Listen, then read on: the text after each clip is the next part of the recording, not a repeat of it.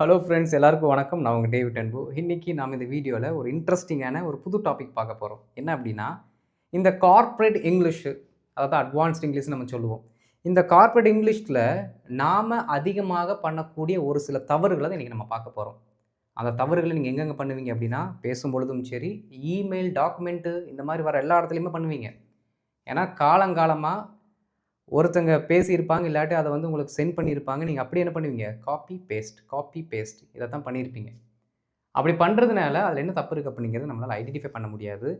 இதற்கப்புறம் இன்னைக்கு நம்ம சொல்லிக் குடுக்க போற மேக்ஸிமம் அதிகமாக நம்ம யூஸ் பண்ணக்கூடிய அந்த சென்டென்ஸ்ல இருக்கக்கூடிய அந்த தவறுகளை நீங்க என்ன பண்ணிருங்க? திருத்திருங்க. அவ்வளோதான். ரொம்ப சிம்பிள் தான். சரிங்களா?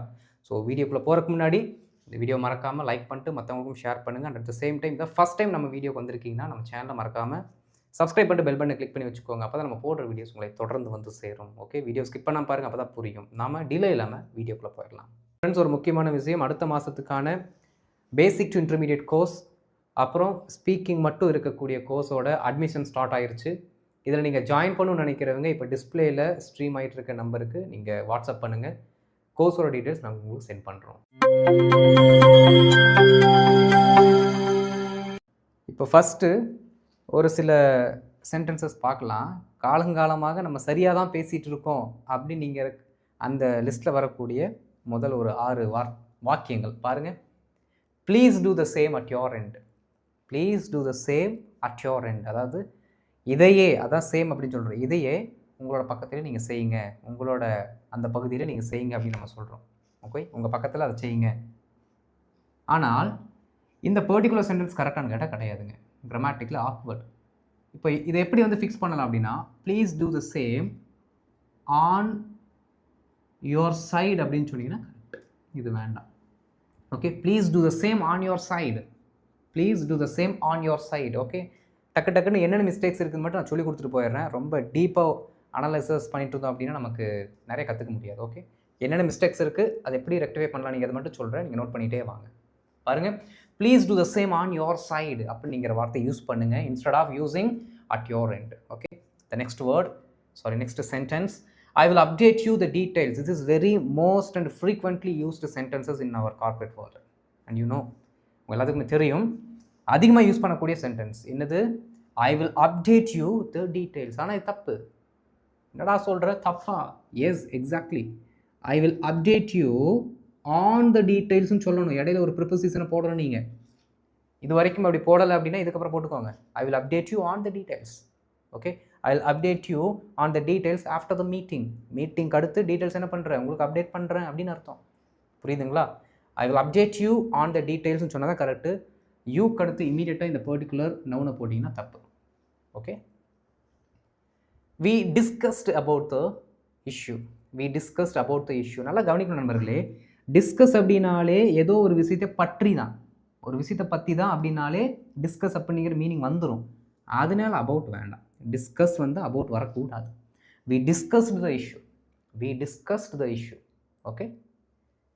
Kindly intimate me. Kindly intimate me வேண்டாம். பாருங்க. Please inform me. அவ்வளோதான். Please inform me. இந்த இன்டிமேட் மீ அதெல்லாம் வேண்டாம். ப்ளீஸ் இன்ஃபார்ம் மீ அப்படிங்கிற வார்த்தை யூஸ் பண்ணுங்கள். Okay. We will plan for meeting. We will plan for meeting. கரெக்டான சென்டென்ஸ் மாதிரி தான் இருக்கும். ஃபார் வேண்டாம். We will plan a meeting. We will plan a meeting அப்படின்னு என்ன அர்த்தம்? நாம் ஒரு கூட்டத்திற்கு என்ன பண்ணலாம்? ஒரு பிளான் பண்ணலாம் அப்படிங்கிற அர்த்தத்தில் வருது. Okay. We will plan a meeting. Please find the attached file. இது கரெக்டு தானே? இது கரெக்டு தானே? அப்புறம் நான் இங்கே எழுதியிருக்கேன். கரெக்டு கிடையாது. ஏன் அப்படின்னா இப்படி மொட்டையாக சொல்லக்கூடாதுங்க. நீங்கள் என்ன பண்ணணும் அப்படின்னா கடைசியில் ஒரு வார்த்தையை ஆட் பண்ணிக்கோங்க. ஓகே. Attached file below. எப்படிக்குமே ஒரு ஃபைலை அட்டாச் பண்ணிவிட்டு என்ன பண்ணுவீங்க அப்படின்னா இந்த சென்டென்ஸ் எழுதுவீங்க. நாங்கள் இப்போ கீழே இருக்கிற ஒரு ஃபைல் அட்டாச் பண்ணியிருக்கோம்ல, அதை என்ன பண்ணுங்கள்? பாருங்கள் அப்படிங்கிற மாதிரி நம்ம சொல்லுவோம். அப்போ ப்ளீஸ் ஃபைண்ட் த அட்டாச்டு ஃபைல்னு சொல்ல வேண்டாம். Please find attached file below இப்படி சொன்னால் தான் கரெக்ட். புரியுதுங்களா? அங்கே ஒரு சென்ஸ் இருக்கும். ரைட். இதெல்லாமே ரொம்ப காமனாக ஃப்ரீக்வெண்ட்டாக நம்ம மேக் பண்ணக்கூடிய எரர்ஸ். ஓகே. இது ஒரு செட்டு. இன்னும் பார்க்கலாம் ஒரு சில வார்த்தைகளை.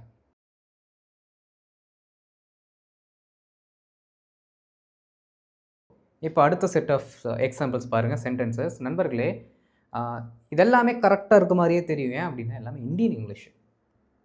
இந்தியாவுக்குள்ளே இல்லாட்டி ஒரு சில ஓல்டு அவுட்டேட்டடான பிரிட்டிஷ் இங்கிலீஷ்னால் அக்செப்ட் பண்ணிக்குவாங்க, புரியும். ஆனால் ப்ரெசண்ட்டில் இருக்க இங்கிலீஷ் கூட இது மேட்ச் ஆகாதுங்க, புரியுதுங்களா? மேக்ஸிமம் எல்லாமே நம்ம இந்தியாவில் பேசக்கூடிய இங்கிலீஷ் படி பார்த்தா இதெல்லாம் கரெக்டு. ஆனால் இந்தியன் இங்கிலீஷ் உலகம் ஃபுல்லாக பேசப்படுதுன்னு கேட்டால் கிடையாது. ஏன்னா இங்கிலீஷ் நம்மளோடது கிடையாது, அதுதான் ரீசன். புரியுதுங்களா? சரி பாருங்கள், I am out of station. இதெல்லாம் காலங்காலம் நம்ம யூஸ் பண்ணுற சென்டென்ஸ், ஆனால் தப்பு. I am out of station ரொம்ப simple. I am out of town. I am out of town. I am out of office அப்படிலாம் சொல்லுவோம்ல. அப்போது டவுனுங்கிற வார்த்தை யூஸ் பண்ணுங்கள், ஸ்டேஷனுங்கிற வார்த்தை யூஸ் பண்ண வேண்டாம். Okay, I am out of town. அடுத்து I will check and revert. வேண்டாம், ஐ வில் செக் அண்ட் பாருங்க get back to you. Get back, திரும்பவும் உங்களிடத்தில் அழைக்கிறேன், திரும்பவும் உங்களிடத்தில் பேசுகிறேன் அப்படின்னு சொல்கிறதுக்கு get back to you. Okay, I will check and get back to you. I will check and get back to you அப்படிங்கிற வார்த்தையை நீங்கள் யூஸ் பண்ணுங்கள். ரிவர்ட்ங்கிற வார்த்தையை யூஸ் பண்ண வேண்டாம். ஓகே, ரிவர்ட்டுக்கு பதிலாக கெட் பேக் அப்படிங்கிற வார்த்தையை யூஸ் பண்ணுறோம். லெட்ஸ் டிஸ்கஸ் ஆன் திஸ் வராது. Let's discuss this. Let's discuss this, நாம் இதை பற்றி விவாதிக்கலாம், நாம் இதை பற்றி விவாதிக்கலாம். ஓகே, அதனால் ஆன்ங்கிற வார்த்தையை நீங்கள் போட வேண்டாம். இது இந்தியன் இங்கிலீஷில் நம்ம பண்ணக்கூடிய ஒரு காமனான எரர் தான்.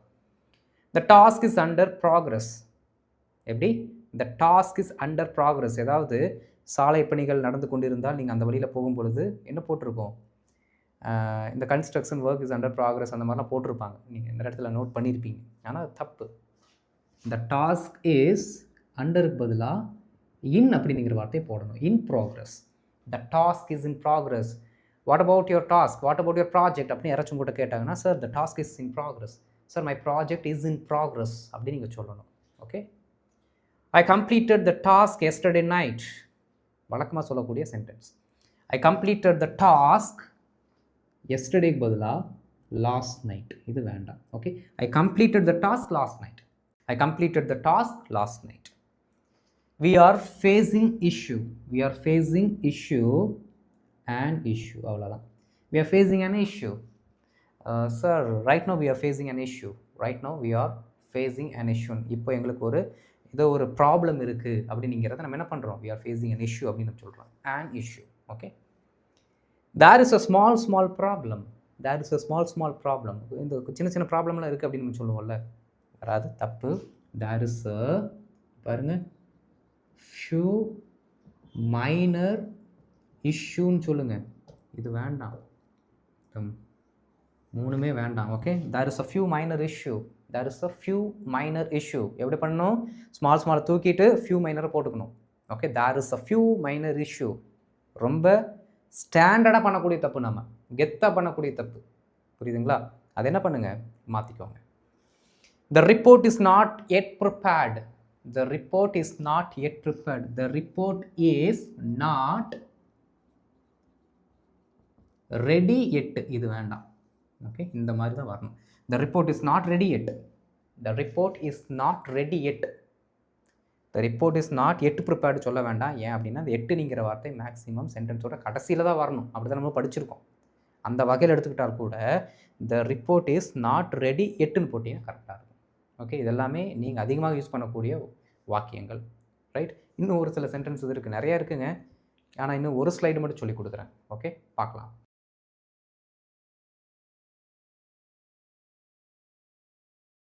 இப்போ கடைசியாக நாம் இன்டர்னலாக இந்தியாவுக்குள்ளே மேக் பண்ணக்கூடிய ஒரு சில மிஸ்டேக்ஸ் பாருங்கள். we have less manpower. manpower அப்படின்னா வேலை செய்கிறதுக்கான ஆட்கள், அதை தான் மேன் பவர் அப்படின்னு நம்ம சொல்கிறோம். we have less manpower அப்படின்னு நம்ம இங்கே சொல்லுவோம். நான் குளோபலாக என்ன சொல்லுவாங்க அப்படின்னா we have limited manpower அப்படின்னு சொல்லுவாங்க. Okay, we have limited manpower. லெஸ்ஸுங்கிற வார்த்தையை லிமிட் அப்படிங்கிற வார்த்தையை வச்சு ரீப்ளேஸ் பண்ணிக்கோங்க. Okay, we have limited manpower. deadline is getting delayed. deadline is getting delayed. அதாவது ஒரு கெடு வச்சுருப்பாங்களே, அந்த கெடுவே என்ன ஆகும் அப்படின்னா தாமதமாகும், நம்ம அந்த டைமில் முடிக்க மாட்டோம். இந்த கெட்டிங் பதில் என்ன பண்ணலாம் அப்படின்னா பீயிங் அப்படிங்கிற வார்த்தையை போட்டுக்கோங்க. இதை யூனிவர்சலி யூஸ்டு ஒன். எது? டெட்லைன் இஸ் பீயிங் டிலைடு, இல்லாட்டி the project is behind schedule, இப்படி கூட நீங்கள் சொல்லலாம். The project is behind schedule, இது இன்னொரு ஸ்டேட்மெண்ட், இதே அர்த்தத்தை தான் அதுவும் கொடுக்கும். The project is behind schedule. Okay, he is a very simple person. ஐயோ he is a very simple person அப்படின்னு நம்ம சொல்லுவோம். he is very humble person. Okay, he is a very humble person. Simple வேண்டாம், ஹம்பிள்ங்கிற வார்த்தை use பண்ணணும். சரிங்களா? ஏன்னா globally எதை அண்டர்ஸ்டாண்ட் பண்ணிக்குவாங்களோ அதை தான் நம்ம ப்ராக்டிஸ் பண்ணணும். புரியுதுங்களா? Right. I have a doubt regarding this. இது நார்மல் எல்லாத்துக்கும் தெரிஞ்சது தான். I have a question. I have a question. டவுட்னு சொல்லக்கூடாது, ஒரு கேள்வி இருக்குன்னு தான் சொல்லணும். புரியுதுங்களா? I have a question regarding this. I have a question regarding this. And at the same time உங்களுக்கு ஏதோ டவுட் இருக்குது, அதை மற்றவங்ககிட்ட கிளாரிஃபை பண்ணுறது கேட்குறீங்கன்னு வச்சுக்கோங்களேன். அந்த இடத்துல என்னோட டவுட்டை கிளியர் பண்ணுங்கன்னு சொல்லக்கூடாது. எப்படி சொல்லணும் அப்படின்னா, please clarify this for me. Okay, please clarify this for me அப்படின்னு சொல்லிட்டு என்ன சந்தேகம் இருக்கோ அந்த சந்தேகத்தை அடுத்து சொல்லுங்கள். இல்லாட்டி உங்கள் கையிலேயே அந்த டவுட் இருக்குது அப்படின்னா லேப்டாப் கையிலே வச்சுருக்கீங்கன்னு எடுத்து காட்டிட்டு please clarify this for me அப்படின்னு சொல்லுங்கள். இல்லாட்டி உங்களுக்கு ஒரு டவுட் இருக்குது, அதை நீங்கள் கேட்குறீங்க அப்படின்னா ப்ளீஸ் கிளாரிஃபை திஸ் ஃபார் மீன்னு சொல்லிட்டு என்ன சொல்லணுமோ அதை அதுக்கு அடுத்து சொல்லுங்கள். அந்த டவுட்டை அதுக்கு அடுத்து சொல்லுங்கள். Okay, can you join the call? Can you join the call? இது கரெக்டு தான், ஆனால் ஒரே ஒரு வார்த்தை எக்ஸ்ட்ரா ஆட் பண்ணிட்டோம்னா முடிஞ்சுது. Can you join the call now? இல்லாட்டி என்ன டைமில் சொல்கிறீங்களோ அந்த பர்டிகுலர் டைமை மென்ஷன் பண்ணால் தான் இது ஃபுல்ஃபில் ஆகும், இல்லாட்டி தப்பு. Okay, can you join the call now?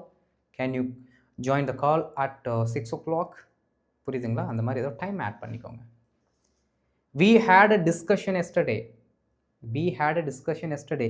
We discussed this yesterday. அவ்வளோதான். எப்படி? We discussed this yesterday. வேண்டாம். Okay, we discussed this yesterday இப்படின்னு சொல்லி ஒரு மீட்டிங்கை ஸ்டார்ட் பண்ணுறீங்கன்னு வச்சுக்கோங்களேன். we discussed this yesterday. எதை டிஸ்கஸ் பண்ணீங்களோ அதுக்கப்புறம் அதை பற்றி பேசுங்க, வேலை முடிஞ்சுது. புரியுதுங்களா? we discussed this yesterday. we need more clarification. ஐயோ இதை பற்றி எங்களுக்கு இன்னும் நிறைய கிளாரிஃபிகேஷன்ஸ், இன்னும் விவரங்கள் தெரிய வேண்டியது இருக்குது அப்படின்னா மோர் வேண்டாம், ஃபர்தர் அப்படிங்கிற வார்த்தை யூஸ் பண்ணணும். Okay, we need further clarification. we need further clarification.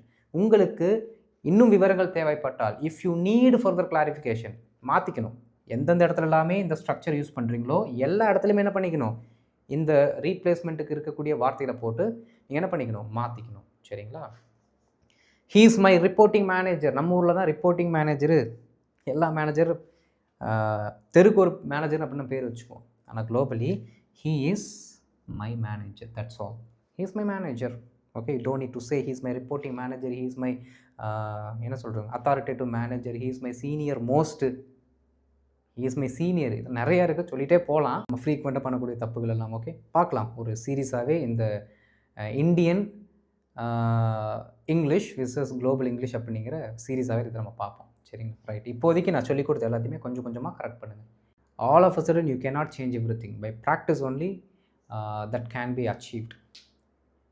ஒரே அடியாக திடீர்னுலாம் உங்களால் மாற்ற முடியாது. ப்ராக்டிஸால் மட்டும்தான் உங்களால் அதை மாற்ற முடியும். சரிங்களா? தொடர்ந்து பயிற்சி செய்யுங்க, திருப்பி திருப்பி இதை இம்ப்ளிமெண்ட் பண்ணுங்கள். ஆட்டோமேட்டிக்காக தவறுகள் மறைஞ்சு போயிடும். ரைட். இந்த வீடியோ உங்களுக்கு பிடிச்சிருந்துச்சுன்னா மறக்காமல் லைக் பண்ணிட்டு மற்றவங்களுக்கு ஷேர் பண்ணுங்கள். இந்த மாதிரி வீடியோஸ் இன்னும் உங்களுக்கு வேணும் அப்படின்னா கீழே காமெண்ட்டில் எஸ் வி நீட் மோர் அப்படிங்கிற மாதிரி என்ன பண்ணுங்கள், ஒரு காமெண்ட்டை போட்டு விட்டிங்கன்னா இந்த மாதிரி கான்டென்ட் உங்களுக்கு அதிகமாக தேவைப்படுது அப்படிங்கிறத நாங்கள் புரிஞ்சுக்குவோம். Okay, right. இந்த ஃபஸ்ட் டைம் நம்ம சேனலுக்கு வந்திருக்கீங்கன்னா மறக்காம நம்ம சேனலை சப்ஸ்கிரைப் பண்ணிட்டு பெல் பட்டனை கிளிக் பண்ணி வச்சுக்கோங்க. அப்போ தான் நாங்கள் போடுற வீடியோஸ் உங்களுக்கு தொடர்ந்து வந்து சேரும். நம்ம அடுத்த வீடியோவில் ஒரு நியூ டாப்பிக்கோடு சந்திக்கலாம். அது வரைக்கும் இதனால் ப்ராக்டிஸ் பண்ணுங்கள். தேங்க்யூ.